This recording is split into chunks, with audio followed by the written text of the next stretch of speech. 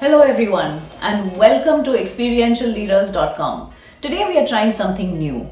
One of our interviewees and our contributors is Naveen Kapoor, who's here with me today. He has had 35 years in international marketing experience, and his stories are absolutely amazing. Different countries, different situations, the amount that he has seen and the amount that he has not only remembered, but the way he narrates it is absolutely fascinating. In 1992, Naveen had contracted an order for 50 crores worth of rice, sugar and laundry soap, headed for Mozambique. Now what happened was very interesting because Naveen got woken in the middle of one night, maybe I think it was 16 days after the ship had sailed, to be told that the ship had sunk off the coast of Mangalore. 3 sailors had died. All of the cargo was at the bottom of the sea and the captain had been arrested. Now this was something which I would not want to face. And Naveen, here I would like to ask you, what happened to that ship? Why was the captain arrested? Well, in a word, Hina, it was where the ship owner and the captain had become pirates of the same ship they owned. What are you Which saying? is surprisingly true. That is what happened. What had happened was we had loaded the ship with all this cargo you mentioned. It was total 40,000 tons. And supposedly they had sailed to go to Mozambique port, which was Beira. What had actually happened was they had taken it to some other port or some place where they had offloaded a lot of cargo to be sold, and it was that which, when the police investigated the matter prima facie, they found that the ship had been deliberately sunk by them to do a fraud. This was the biggest logistics trap that I have got into in my career.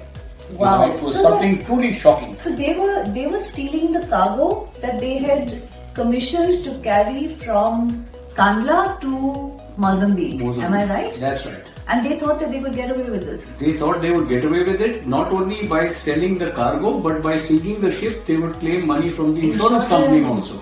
Oh. So it was a double whammy kind of a situation. That's criminal mastermind. And mastermind in no small measure, but it taught us some very expensive lessons and painful lessons, I would say.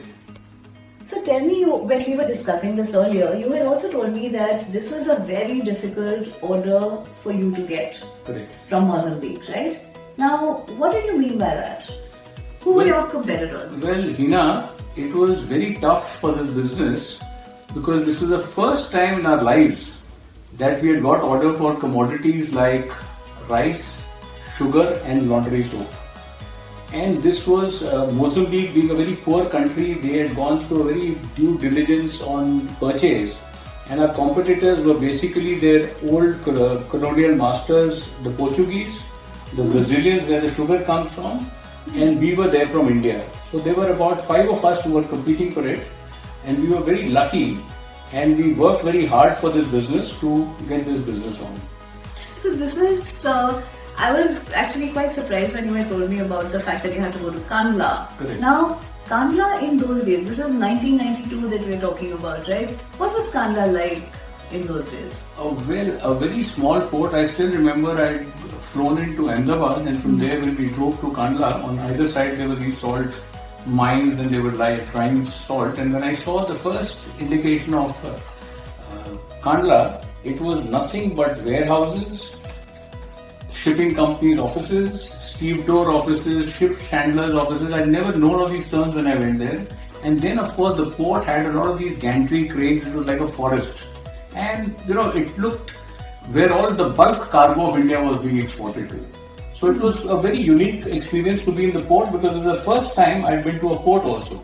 So this infamous ship, which is, the pirate ship. Correct. Did you actually, when you visited the port, did you actually examine the ship? Did you inspect it? Well, to be very honest, earlier when we were given all these details about the ship, they had credentials which were amazing. They said it was something like Hellenic class, Panama flag vessel, and then they had, credentials to show that it was very highly seaworthy. Midstream, I was so curious to know what the ship was all about, which is called MV Challenge. So I took a dinghy. There's a small boat which goes on oars, and I was on that, and then I went into this thing. Then I saw this ship, this huge mass of metal and the sea midstream. They have this ropey gangway with which they throw overboard, and then you climb up that thing. And I was like, in my heart, literally, my heart in my mouth, prayer on my lips, and I was going, and the whole rope was in the breeze, and I could see water below. I didn't know how to swim. But the moment I got off the ropey gangway, that ladder, and got into the ship, I saw it was so weather beaten and it was all full of rust. And I was just amazed to see as to how could this ship be sailing. So what, at that point, you couldn't have cancelled this ship? Okay, I'll be very honest with you. When I saw how did you even sign that up? Good point.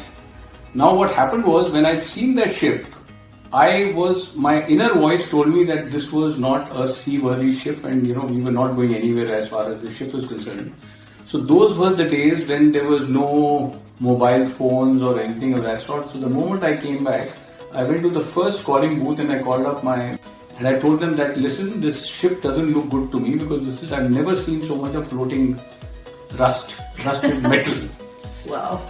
But then only to be told that, you've been, talking about luxury cruises and all. These ships that carry cargo are not necessarily as sexy as those luxury cruises. So probably you're seeing it for the first time. It happens, but don't worry. We have seen the credentials. We've checked out. This is a good company to work with. So just forget about it and relax. So there I was, and to be very honest, I was very new in this. It was 28 years ago. That time, we don't have that much of experience. So I thought, what others are saying, let's go by what they say. So today, in retrospect, would you have put your foot down and said, no, I'm not going to sanction this? Well, to be very honest, I would not only put my one foot but both my feet down to emphatically state that no way, even if the ship was fully laden, I would get them offloaded and said that no way the ship is going to go. That has taught me a very bitter lesson as we go down.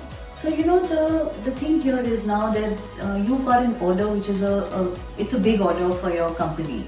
You've also managed to make sure that you've procured all the material that they wanted, and you've got the correct costs for the logistics. Absolutely. But you've been hit with piracy on the high seas. Correct. And from what I know, you had already received your payments because of the bill of lading. Am I right? Correct. So your responsibility towards the customer was actually over. It was their problem. Correct. They could have claimed insurance. Correct. What happened next? In a CIF contract, the moment you have put the goods on the ship and you've got a clean bill of lading, which is the ship's captain saying that the bill, it has been loaded, the quantity, quality, everything has been approved. There were inspection certificates for that. They give you a clean bill of lading, and with those documents you can go to the bank and get your payment, because you don't wait for the vessel to reach the destination till you're paid. So here was this case that we got all the documents. Within 1 week we put in the documents and we got the full payment for it. Contractually we had met all our objectives and we had got the payment, so there was nothing to worry about. But the point that, that feeling of guilt will live with me till I die, is that how even if contractually you met your obligation, you are a trustee of the buyer.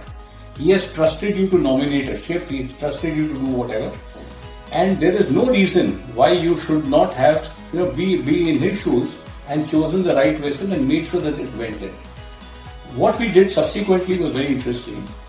Though we were told you got your payment, send your documents of insurance to the customer, because it was endorsed to the customer and they would claim it themselves. It was a state buying organization. I said nothing doing. The customer has not got what they wanted. They are strapped as far as resources are concerned. This was meant for public distribution system, so these poor people there they would be starving, they would not have sugar, they would not have clean clothes because of the laundry soap not doing. We said, let's do one thing.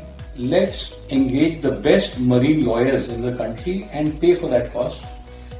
Tell the buyer that we've done an honest mistake and own it to up and say that, okay, we will either, if you want the money to be refunded, we're ready to do that. Which they said, no, it's fine, but just help us with the claim. We went through because there is something called the Protection and Indemnity Club, which also reinsures vessels and all that. So we went the whole hog to make sure that almost 85 to 90% of the money was recovered, either as a claim from the owners or from the insurance companies, and we made sure that we get the money back to them. And then the best part of the thing was that once we did all of that, they came back to us and said, like, listen, it was an honest mistake on your part. I know this can happen with anyone. So now can you resend the goods back to us? But this time, please select a better vessel. Naveen Kapoor is a man who has learned from his mistakes. And one of the reasons that we wanted to bring him here live and in person was so that we could learn from his mistakes as well and hopefully not make anything like that. So I'm really happy to have had this discussion with him and learn from his lessons, which were: 1, your commitment to your customers is paramount. 2, you walk the extra mile. You have to do that for your customers. 3, the relationships that you build are what provides, as he said, business on tap. And 4, you get what you pay for. So these, my friends, are lessons for you as well. And I'm really happy to have had Naveen here with us today. Thank you, Naveen. And I do hope we can do this sometime again soon. Thank you, Hina. And thank you for giving me this first opportunity for an interview like this. Thank you very much indeed.